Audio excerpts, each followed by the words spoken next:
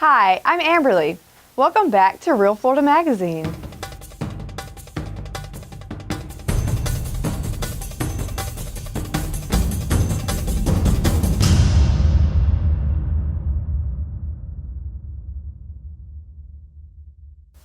Welcome back. We've got a great time scheduled this weekend. We've got the homecoming for Chipley, Florida. Here now with Dee Harper. Dee, thank you for taking the time to speak with us today. It's got to be exciting for you. Homecoming probably always holds a lot for past homecoming queens. In your case, you were the very first homecoming queen for Chipley High School. How many returning queens replied that they would be here? 32. Out of a possible 64. 64, well. That's not bad. That's very good, out of half of them. That's half of them. That, after all these years, that's pretty good. So. Heck, just being able to remember that you were the homecoming queen would be a success. Absolutely. The one that would remember the most is dead. So I said, oh. And see, that was my junior year, and then our senior year, and then I went off to college, and so I don't know the ones beyond that, except when later years, there were a few that came along, somebody's daughter or granddaughter or something like that. Lots of changes, lots of social changes in your lifetime. Oh, yeah. Coming from the South, probably even more so, during the days of segregation, before the days of integration. And what are your memories, some of your more poignant memories when it comes to, not necessarily the segregation part of it, but just socially, what do you find most different now from the way it was? But everybody, it seems like, was when I was here, I was very civic-minded. And I just talked to someone today, they said they're just not like that anymore for some reason or other, that they don't want to get involved. And even in this Queen stuff, some of them they jumped on that bandwagon right off the bat, but they didn't offer to do anything, to help her. So it's like, okay, what are you going to do? But my class still has that camaraderie. We think that was the class of 1951. And we think it's the best one that ever came out of Chipley High School. And it was pretty good because we still, like I told you, we get together twice a year. That's not too bad, is it, for 60 years? I think part of our problems in this day are that we have too much news, that there's nothing that we don't know. That's right. Information overload, and the best thing about the internet is that anybody can say anything to anyone. The worst part of the internet is that anybody can say anything to anyone. So it's a yin-yang there, and we have a lot of less than smart people shouting and shooting their mouth, and many times causing problems that aren't really there. Absolutely. And right now they're having problems universally with bullying the kids. Oh, we didn't have any of that. And our principal told us, and he was a strict principal, but lovingly so. Like if he told us to go down the hall and you bear to the right, you better bear to the right. That kind of thing. So I don't know that they have that anymore. Teachers don't have the authority now that they did back then. Has the pendulum swung too far? I think so. Yeah? I really do. Because if the teachers had authority like they did in my day, we wouldn't have all these shootings and bullying and all the bad stuff. Because they couldn't do that. I think that we wouldn't have half the bullying if things were back like when I was in school. Because the kids fought it out in the yard, and the bully found out, hey, that wasn't such a smart thing to do. It's kind of like in the days of the Old West, when everybody had a .45 strapped to their hip. There weren't many smart mouths around, because when you smarted off, you got shot, and that was the end of it. Maybe we ought to do that again. What do you think? I don't think we're far from it. I don't either. But the bullying thing could easily be remedied, but we've got zero tolerance, which is basically a lazy way of taking the decision-making out of the teacher and administration's hands to the point where we've just become stupid. We don't have to think things through anymore. We don't have to make decisions. And I don't mean to get on a soapbox about that, but we are here to talk about homecoming and how that ties in with the whole educational process. And how things have changed. Yeah. Are you looking forward to the next couple of days? Absolutely. Absolutely. I was so overwhelmed when the child called me my tear level is very close to the surface. And so today she hit me with another, and I said, oh, I can't see. I said, my tears are in the way. But that's the way I am when I'm happy and I get excited. And she's worked 6 months on this to pull it off. And if it doesn't pour down rain tomorrow and we have a good day, it'll be great. Well, with getting the rain out of the way, maybe today, it's going to be cold. Now, they say it's going to be 35 tonight. Burr. Yeah, that's what I heard this morning. And it's starting to be a little more chilly as this front goes through. You said there were 32 out of the 64 homecoming queens that have responded. Mm-hmm. Are you privy to the names of those who have responded? Some of them that I recognize, but in the last 10 or 15 years, I'm not going to know them at all. Sure. I said, just tell me who your mother or your daddy was. I went to a relatively small high school.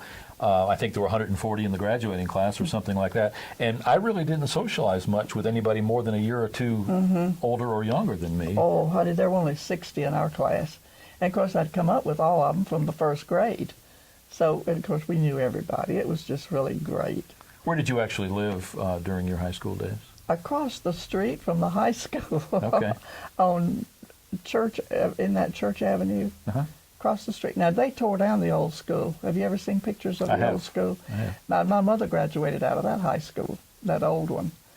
And we went to school there. For the first building where the steeple was, the bell tower was, that was first, second, third grade. And we went across the arcade, and that was fourth, fifth, and sixth.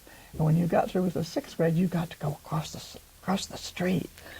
Seventh grade, you were big shots because there was a chance that you could have home study hall with a senior, and they were so bad they misbehaved. And one of my cousins was one of them, and I thought, great day, this. But then when I got to be a senior, the senior boys did the same thing.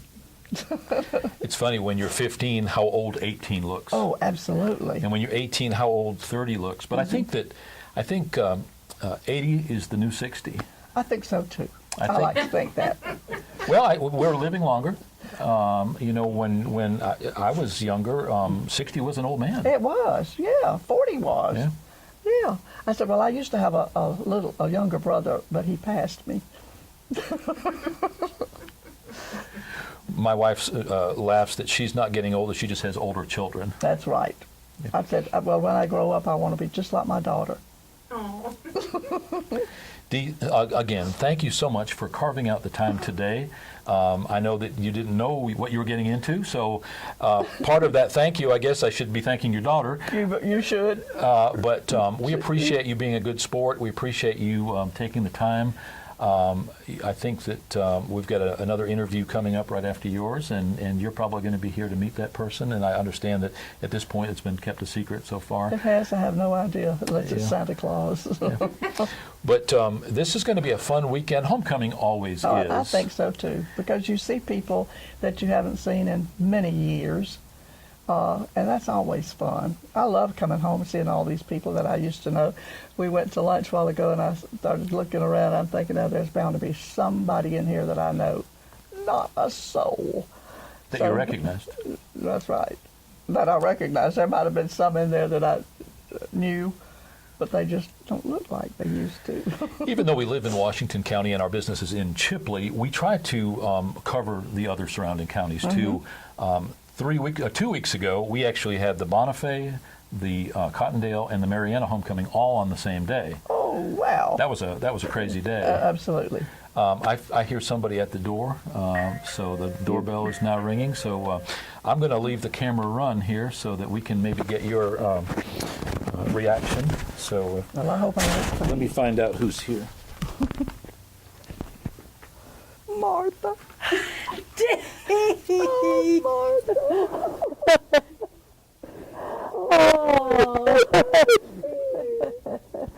Oh, don't you gosh. look great? Don't you look great?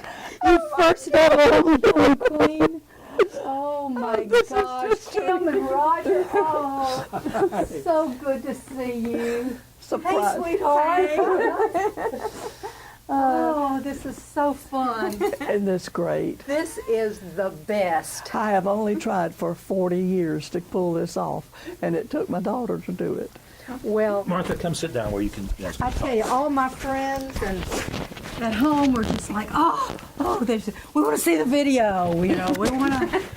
I told her, I said, he better take out the goofy stuff. I just,